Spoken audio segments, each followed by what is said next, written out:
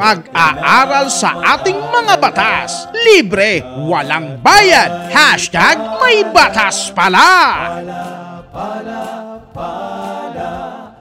Alam mo ba, may isang vlogger nagsulat na sana daw may senador o congressman na magsulat na kapag ka nagpatugtog ng karaoke ng 10 oras ng gabi, midnight na, hanggang madaling araw, tumutugtog pa.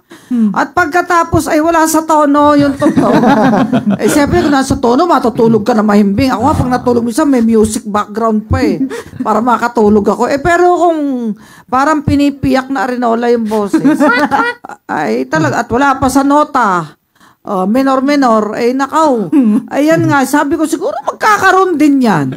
Pero ano ba yan? Alam nyo ba yung nuisance per se?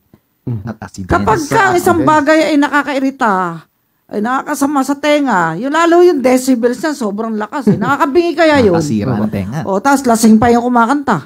Kaya, pasimulan na natin ang ating kalaman sa batas tungkol sa mga ayaw paawat sa karaoke. Okay, JC. Ito nga po, Chief, mga ka-netizens.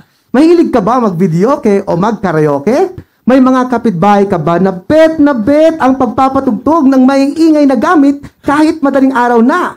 Nagiging dahilan ng stress, high blood pressure at negatibong epekto sa katawan ang pagkaudlot ng mahimbing na tulog dahil sa malakas na tunog ng karaoke.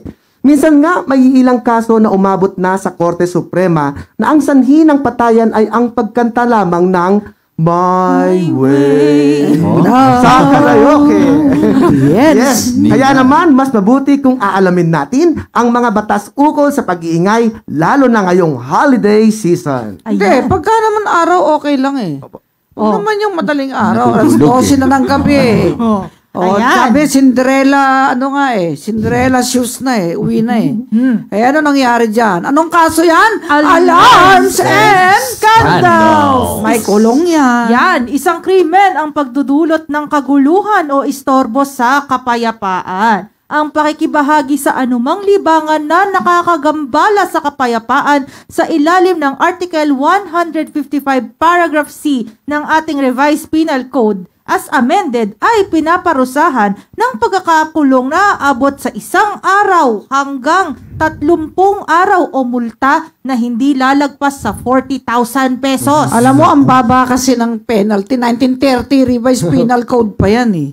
Pero Kaya yung fine po, binago po ng ating Kongreso. 40,000. 40,000. Tinaasan. 200 lang yan.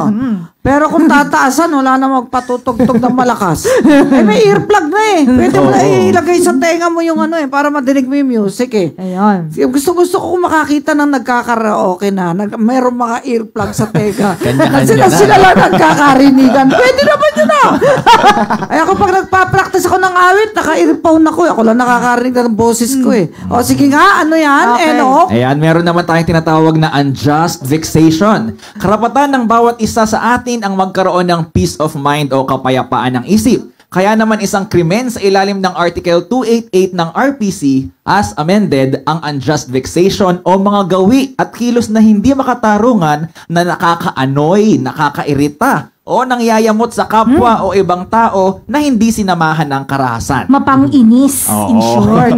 Ayan, pagkakakulong na aabot sa 30 araw o multa hanggang 40,000 ang maaaring maipataw sa isang tao na mapapatunayan nagkasala. Alam nyo sa kasi, krimen. pag lasing na, iba kasi pag inuman, mapaano mang brand yan, gusto na hanggang may nabibili, case to case. Kaya mga tiyan nila, ganun na eh. Talo pa yung asawa niya sa laki ng tiyan eh. Alam mo, siya yung nagbuntis eh. So, ang punto do, walang sawang ka umaga, kakanta. Kaya nga, sabi nung isang driver ko nung araw, ang pangalan Bobby, kaya ma'am nagkakapatayan. Sintunado yung kanta. Dahil yung ibang lasing. Istorya, hindi dahil sa My Way. Hindi dahil kanta in My Way, kundi yung talagang tono, nakakasakit sa tenga. Okay, nuisance, per se. Ang hindi makatarungang pag-iingay sa isang komunidad gamit ang karaoke o videoke ay maaari ding matawag na isang nuisance o istorbo. Ang nakakadistorbong karaoke ay maaaring pasok sa definisyon ng nuisance sa ilalim ng Article 694 ng ating New Civil Code of the Philippines. Ayon sa batas, ang nuisance ay anumang kilos, gawi, negosyo, establishmento, kondisyon ng isang ari-arian o anuman na, una, nagdadala ng panganib sa kalusugan o kaligtasan ng ibang tao. Nabibingi kasi, pagka Apo. tinan niya may mga relo, ilang decibels, pag nagre-red, sabihin, dangerous na dangerous sa tenga. Oh. Kaya talagang nakakabasag ng eardrum yung sobrang Lakas. Oo, hindi lang yung tusukin mo yung tenga mo Sobrang lakas talaga. Nakakabingi yan. Kaya yung ibang mangingisda nabibingi.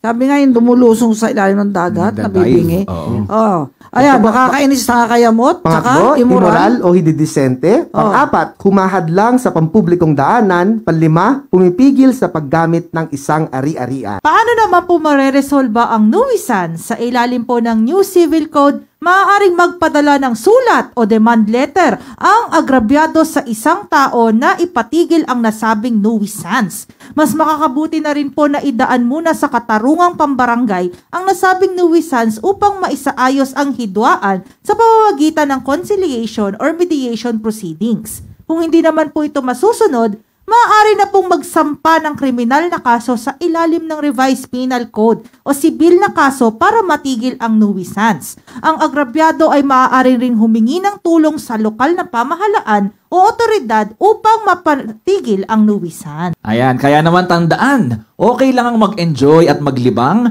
pero kinakailangan na alalahanin din natin ang karapatan ng ating kapwa. Hindi tayo pinipigilan ng batas na humugot sa pamamagitan ng kanta sa mga karaoke. Pero tandaan natin na mas magiging masaya ang mga okasyon kung walang naaagrabyadong tao. Yun, sabi nga sa Golden Rule, do not do unto others what you do not want to be done unto you. Ay, naku, Tagalog. alam ko yung Tagalog niyan. Sige nga. Huwag kang mag-aasawa ng kamukha ko kung ayaw mo magkaanak ng kamukha ko. Mali ka. Mga bata, mali. Ay, mali. Misleading the public. Oy, Luis. Sige, anong Tagalog? Misleading the public. Huwag mong gawin sa iba ang ayaw mong gawin gawin ng iba sa iyo. sa iyo.